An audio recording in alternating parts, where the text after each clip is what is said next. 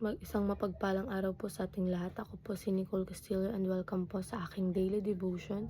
So, ang topic po natin ngayon is Jacob and Esau. So, grace that chooses and grace that transforms. So, Jacob and Esau were brothers with very different hearts.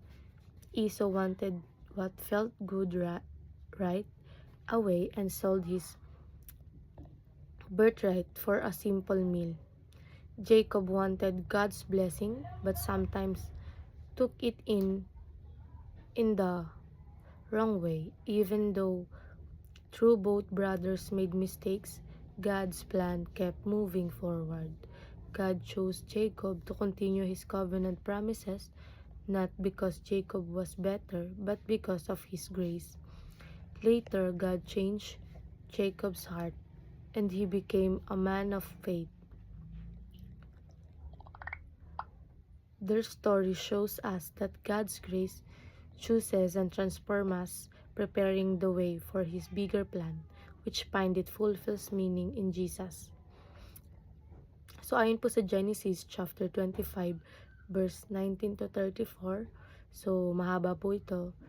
So ang babasahin ko lang is hanggang 23. This is the account of the family line of Abraham's son, Isaac.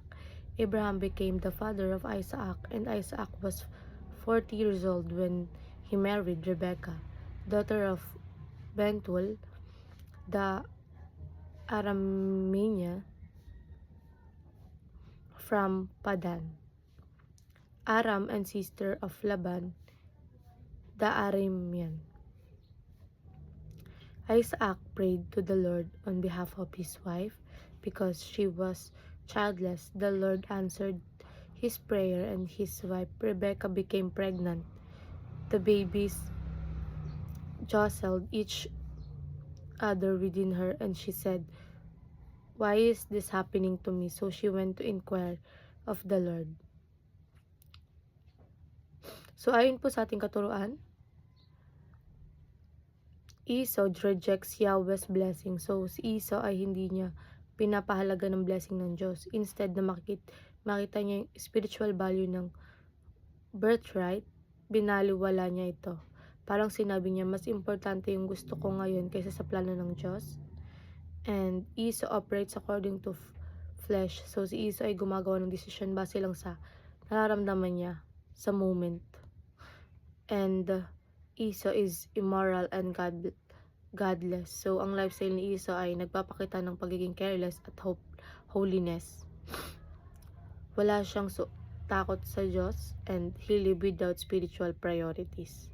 And sa applications naman, delay gratifications for a better future and decide with long-term consequence in mind, and defeat the works of the flesh by the Spirit. And ayun lang po, maraming salamat.